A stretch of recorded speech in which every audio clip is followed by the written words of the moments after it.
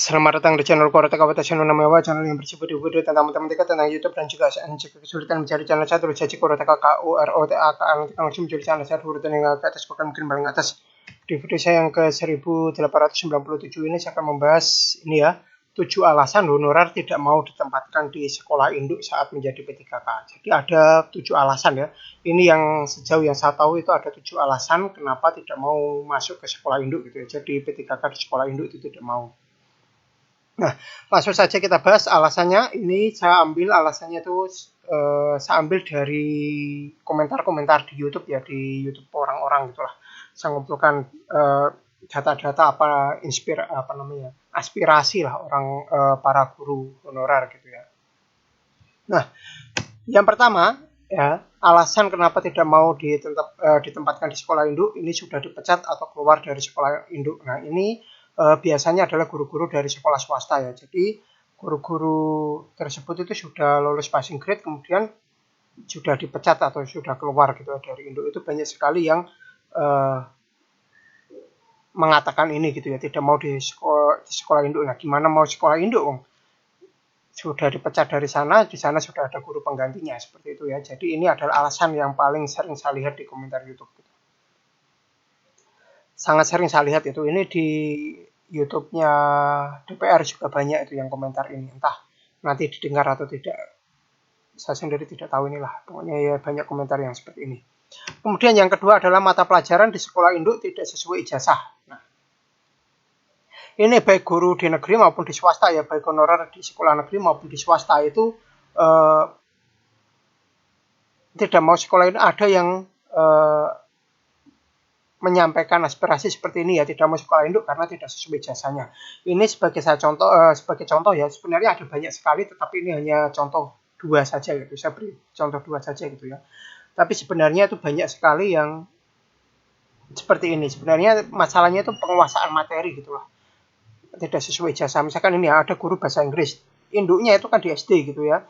Kalau ditempatkan di SD dan dipaksa ngajar semua mapel ya, bukan mapel di SD itu rasanya berat ya. Kalau misalkan guru bahasa Inggris, daftarnya kan SMP atau SMA gitu ya. Tapi kalau ditempatkan di SD itu nanti ngajarnya bagaimana gitu. Kemudian ada yang guru biologi, ijazahnya itu biologi, kemudian dia ngajar di SMK teknik mesin gitu, ngajar teknik mesin. Nah, kalau dipaksa di sekolah itu nanti dia ngajar apa? Guru biologinya sudah ada ibaratnya kayak gitulah. Dia ngajar teknik mesin, masa ngajar itu gitu untuk selamanya gitu kan. Ada yang mengeluh itu tidak menguasai materi gitu ya, tidak menguasai materi di sekolah induk. Sedangkan kalau ditempatkan di sekolah yang sesuai pilihan, itu malah menguasai materinya. Gitu. Itu alasan yang kedua. Kemudian alasan yang ketiga, sudah tidak nyaman di sekolah induk. Jadi baik di negeri maupun swasta ada yang menyampaikan ini gitu ya. Jadi tidak nyaman di sekolah induk itu ada beberapa faktor ya kenapa tidak nyaman di sekolah induk. Mungkin masalah dengan rekan kerja, atau mungkin dengan atasan, atau dengan sistem kerjanya, mungkin kerjanya bagaimana gitu ya, mungkin atau terlalu diforsir, atau bagaimana pekerjaannya terlalu banyak. Nah, itu banyak sekali faktornya. Yang jelas itu banyak yang menyampaikan tidak nyaman di sekolah induk. Jadi ingin pindah sekolah gitu ya. Nah, kemudian alasan yang keempat yaitu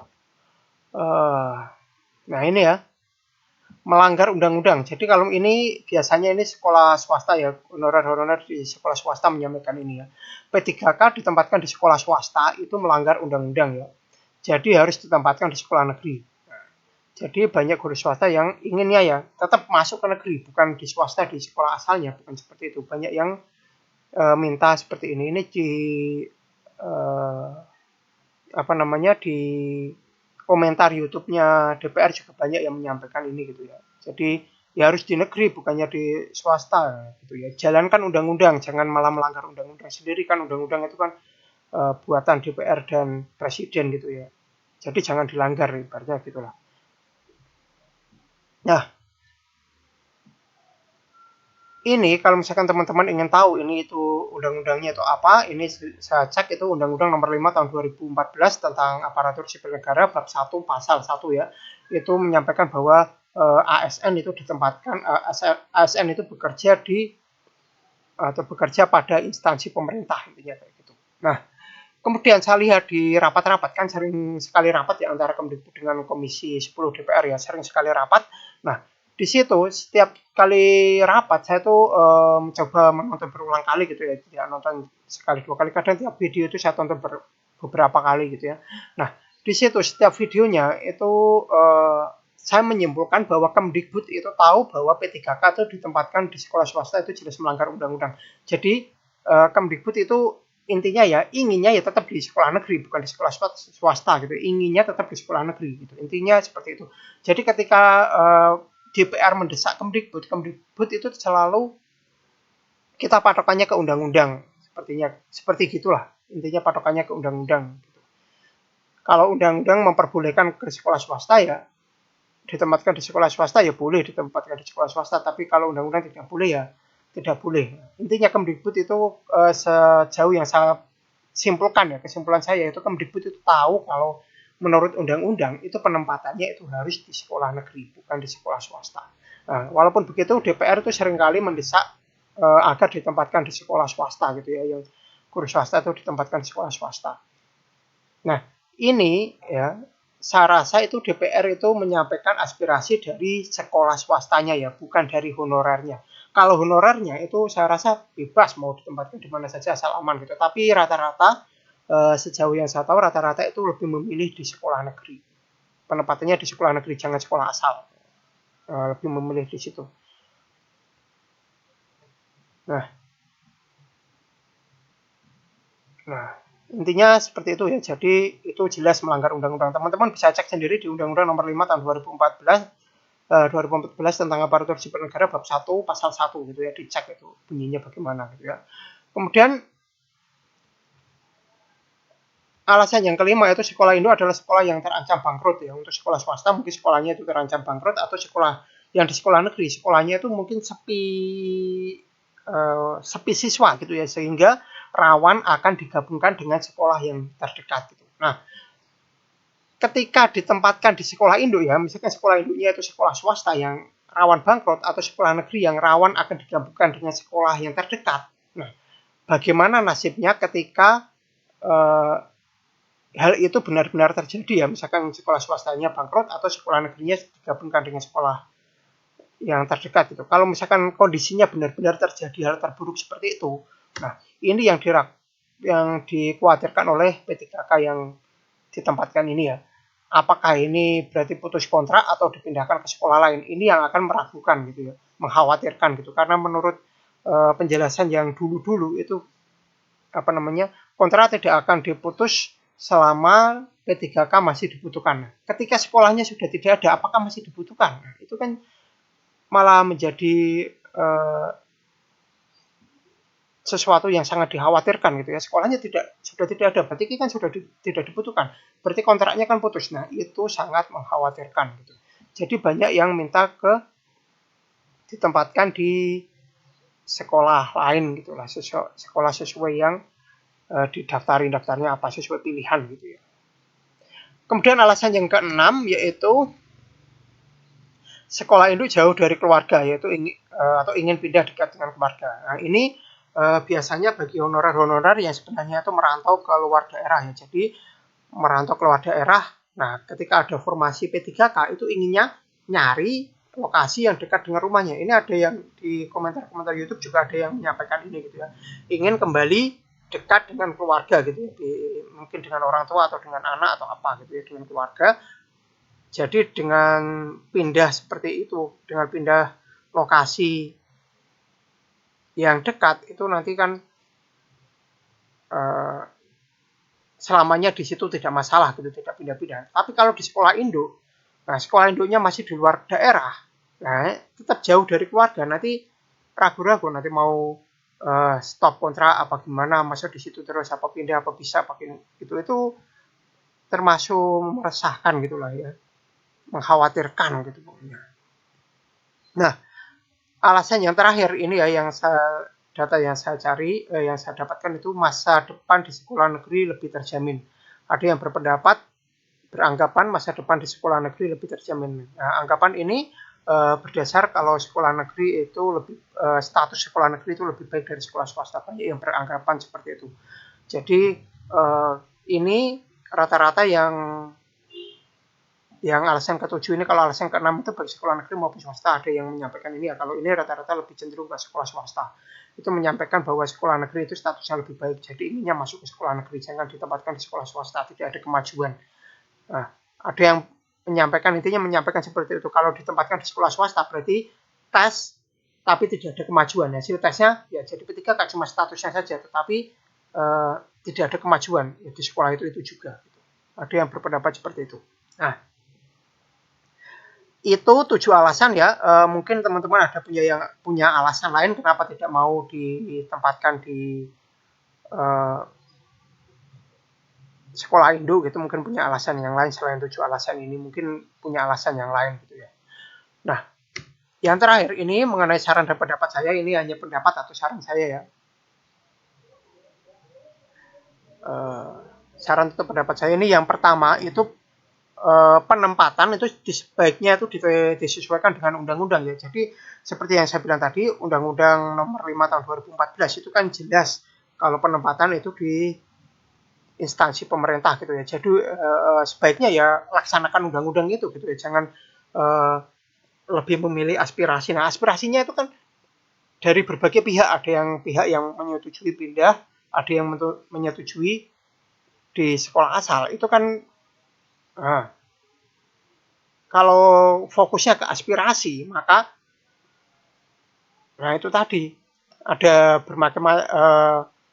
bermacam-macam aspirasinya. Ada yang ingin kembali ke Indo, ada yang tidak ingin kembali ke Indo.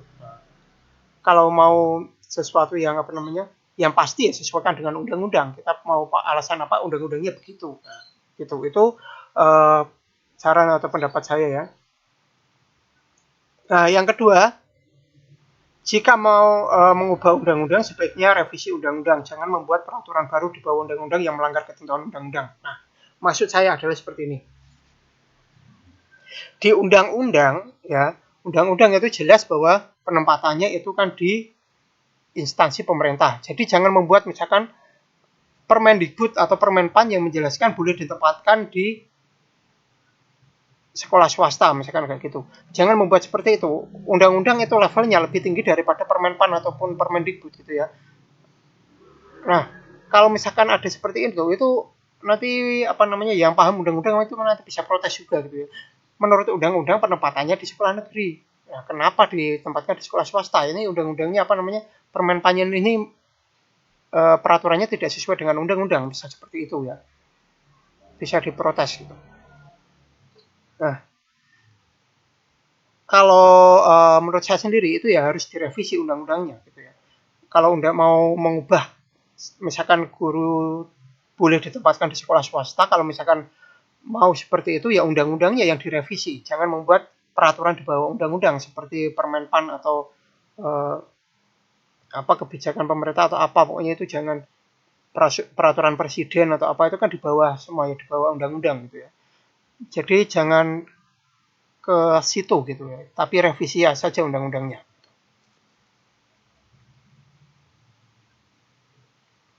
Nah, kemudian saran pendapat saya yang ketiga itu adalah penempatan diutamakan sesuai dengan pilihan, bukan sesuai sekolah induk. Nah,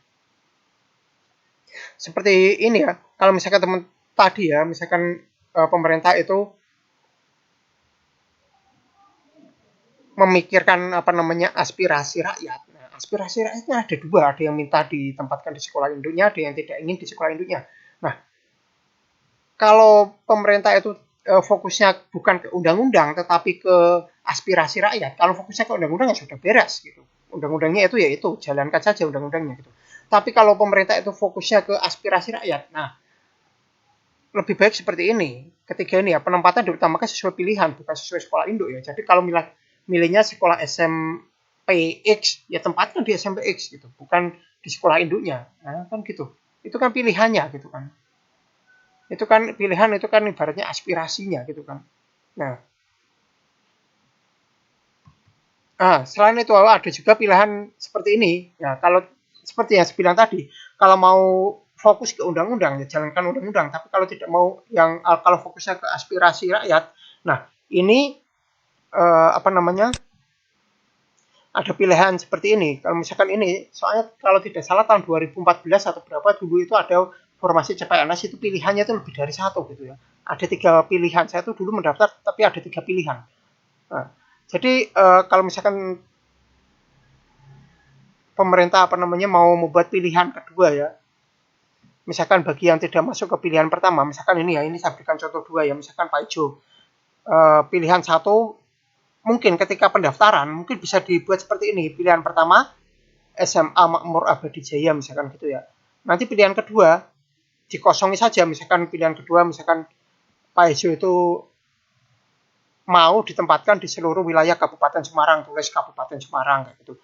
Misalkan mau ditempatkan di seluruh Kabupaten Semarang dan sekitarnya, misalkan Kabupaten Semarang, Kota Semarang, Salatiga. Nah, kayak gitu kan tulis saja, nanti kan itu kan sesuai aspirasi ya, seperti yang saya bilang tadi. Kalau fokusnya ke aspirasi, tulis saja seperti itu. Gitu. Kalau misalkan ini contoh lagi, Pak Enem misalkan SD Alga Biru pilihan pertama, kemudian pilihan kedua seluruh Indonesia, jadi mau ditempatkan dimanapun nggak masalah. Jadi kalau fokusnya ke aspirasi, buat aja pilihan-pilihan seperti itu. Jadi guru-guru itu punya punya usul sendiri mau ditempatkan di mana gitu.